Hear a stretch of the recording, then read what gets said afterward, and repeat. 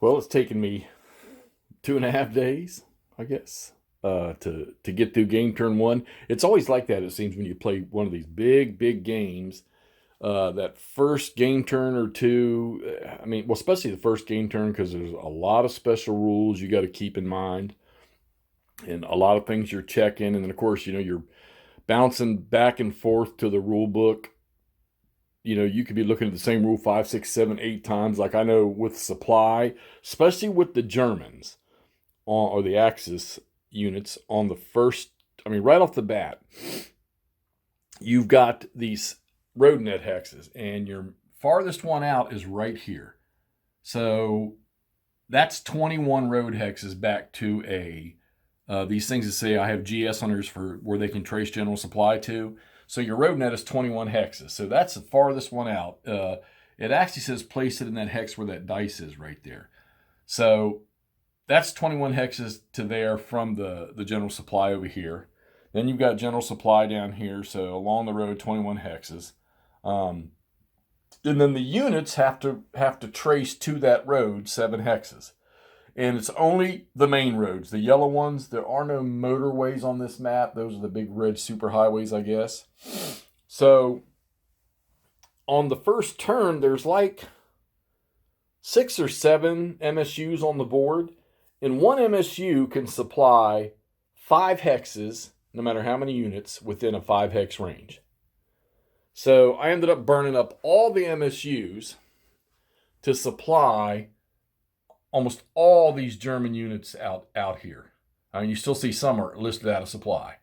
And that's another thing in this game. So we'll set that down right here. So on the first turn, it says in the rules that the Germans, any German unit that's not in general supply, the normal routine is they go to emergency supply. But it says on the first turn of this game turn, because I'm assuming the Germans have been pushing, that they immediately go to out of supply. And then you start picking up your normal supply rules after that on the rest of the turns. Just because a unit's out of supply doesn't mean you can't do anything, right? And there's no attrition. They lose benefits, all right? So it's going to be a few game turns before the Germans start getting a regular supply feed, because you've got rail hexes that can't be moved yet until certain other ones reach a certain point. So the only movement of rail hexes they got is up here of conversions, okay, for right now. I need to check on this one again. I think this one here, nothing can be done until... So it's something to do with, nothing can be done until this one up here. One of these reaches a certain point. It's like 1 hex on or something. And there's a certain turn when that happens. This road can't be used for general supply because it goes straight to Odessa. And when this started, Odessa was still under Soviet control. So, all right. So I did some research, reading, looking at those Laga maps that I posted on the Consum World and on Facebook.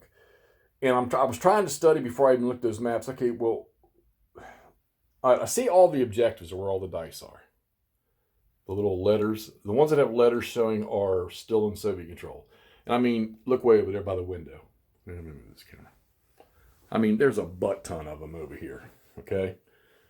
Yep, we're letting the sun in. Finally got a sunny day, and it's not snowing. It's colder than hell outside, but it's not snowing. So, is my light on? Yeah. All right, so, and then you got some up there. That's Kharkov up that way, okay? But I kept trying to figure out myself, what happened here? Because I got all these reinforcements, and I'm one of those that I don't bother to look where they're coming in at until they come in. And, of course, with here, I got them all sitting on the time table here, the turn record track. But you got to look at the little cards. The little cards to see where they come in at. And nothing major happens for a while. So I was trying to figure out, okay, so what did the Germans do here? What did the Axis do here? Most all of these guys you see turned sideways, turned east and west up here, they can't do anything till like, I don't know, it's like turn 35 or 36 or something. Soviets. No Soviet units can cross that river up there. Can't remember the name of it. The Desna. All right. So nothing's going on. So I said, okay, well, what was the objective here? We know they were trying to drive to Rostov, and they were trying to take Kiev. And I know there was a lot of fighting going around in Kiev, but they never really, I don't think they ever really pushed hard. And Kiev was still there. And so I kept looking through the maps day by day by day. And then finally, all of a sudden, I see 3rd Panzer Unit in the maps pushing down through here. And then I see 16th Panzer pushing up through here. And I started looking closer to maps. So what the Germans did was they came in from the north, from the, I guess, part of Army Group Center came down. And then the pincer from down here through Kremenstadt, and they took Cherkasy, and they were closing off this pocket here, encircling these units. And then that's eventually how Kiev ended up falling into Axis hands, because I think the Russians tried to pull out as many of these units as they could once that pincer started cutting this off.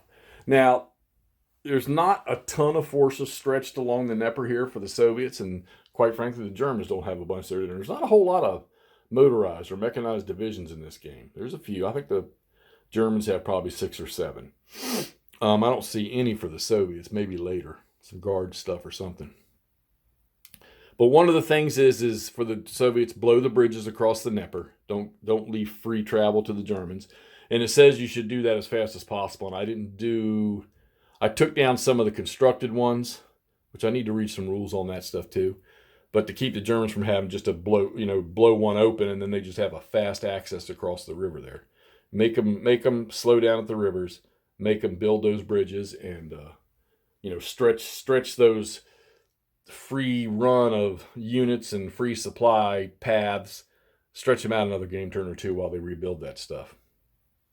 Of course, the German conversion, they can't do more than 4 hexes on any one line. And they get like 7, I think, to start with. And then after a certain turn, they can do 6 on any one line. So they've got a lot of work to do to get the supply.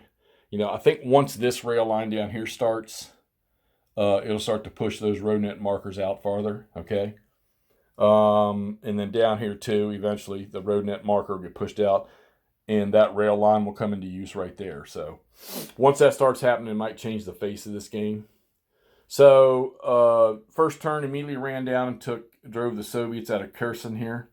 That's a victory location, which I need to mark. A victory point, I think I did. Yeah, I did. Okay, I think it was 2 victory points. But the freaking German units that hit them in there took 2 losses. And all they had to do was retreat. The Soviets, all they had to do was retreat. And they were outnumbered like 6-1 or something like that. We've pushed in up here. We've actually crossed the Dnieper up here. The infantry unit did there, the motorized. They crossed, but they weren't going to do much because their combat comes before all that stuff. Setting up to go here to take Kremenstadt, or whatever the name of that damn town is, and we're working towards Cherkasy. We did an attack in here and drove the Soviets out. Right there, those flipped over cab units are, but now they're back. Actually, I take that back. The Soviets had to do 2 mandated attacks on the first turn. That was one of them. They lost. And funny over here, in that little pocket right there, they actually won one at like 1-2 odds, and ended up finally being, and they drove the anti-tank artillery and artillery unit out of there. So they actually won that one, and they were able to get some troops in there to stiffen up that defense just a little bit. But now notice there's no bridges. Well, there's that one right there, but there's none of the on-map bridges are on the river there. The Soviets, was that second comp or whatever it's called? Yeah. That's there, but that can be taken down. Supply for Kiev, you can't have until like game turn 49, you cannot have more than 4 ASPs within 4 hexes of the city of Kiev. And they've only got the one MSU right there, so that's okay. And they only get 2 a turn, so I don't know how that's going to work out. But so that's it for the first turn. This thing's going to be slow until the Germans can get those supply lines out there for these units. Now, like I say, they can continue to combat. They're just going to have weaker odds or weaker die rolls. You get die roll modifiers for this stuff and weaker strengths. So, but I think it's one of these deals that, I was trying to understand, well, okay, why Cherkasy, why Kremenstadt or whatever? Because they have major road access and railroads going across the river, the Dnieper. So they need to take those. They need to probably take that one going south towards the Crimea, which they will work on. The supply there is not too bad because their supply thing stretches out right almost to the river there, so they're good over there. The Soviets need to blow those 2 bridges over there. I forgot I need to do that. Okay. And actually, they are blown. It's automatic. There's no dice roll or anything. And they probably need to blow the one down there and the one over there. They don't necessarily need to blow that one just yet over at Nikopol. And then Dnepropetrovsk, they'll have to blow those. So we need to get those bridges blown. I got to blow that one right there. And we'll get on to game turn 2 and see how this progresses. I mean, nothing's going to happen up here until turn 35, I don't think. So, or it's either turn 35, after turn 35, or if both Kiev hexes fall under Axis control, then all these troops up here automatically activate. Now, the Germans, of course, they have 2 half sheets there of reinforcements that will be coming on. Plus, they rebuild stuff and all that stuff you see in the boxes over there. In the cavalry boxes, I'll be working on those. That's another interesting system in this game. You can take the ZAP units, what they call them ZAP units, and if you have them on board, they can move into a hex with a reduced regular unit. And then in the engineering phase, you can incorporate them into the reduced unit and bring the reduced unit back up 1 step. Or you can exchange a ZAP unit, a 1-step ZAP unit out of the boxes over there for any unit in a major city, town, or city that's in Soviet general supply and Soviet control. You can exchange, so if you have a ZAP unit in one of those types in a major city or town, and you have a unit in the cavalry box over there, 1-step unit, you can take the ZAP unit off the map and replace him with the 1-step like infantry unit, okay? And then he can't move for a turn. And then the ZAP unit goes into the cavalry box. You can also do replacements on map, which I did 2. I did 1 down here, that 554 infantry. And you place them, there's a phase at the start of the turn where you place the unit, you burn a point. And then during the Soviet engineering phase, you do the actual strengthening, add the 1 step back to the unit. So I did 2. I did 1 here, and I did 1 up in here somewhere. I don't remember where.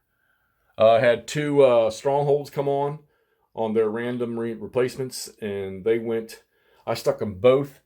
If you put them on the map, not with an engineer unit, they come on the map as under construction, but there's an engineer unit on both sides of that L. And if there's an engineer unit there, they get instantly built. So those went into place right there. So that's good. They needed that. Air, you know me, I'm doing my typical air thing where I roll the dice as to whether air goes in, and then I blindly draw a chit, which is, I think it's kind of cool. Maybe not completely realistic, but it works for me. And then I don't have to brainstorm and counteract everything I do because I'm playing it by myself. Not much for the Soviets out in the background, which, I mean, all that land out there, and they really don't have a lot of reserve troops back there. They'll get a bunch, but they don't have a lot. All right. I think that's enough odds and ends for this. We'll get off of this turn 1 and get this posted here, and we'll get started on turn 2. All right, we'll talk to y'all soon.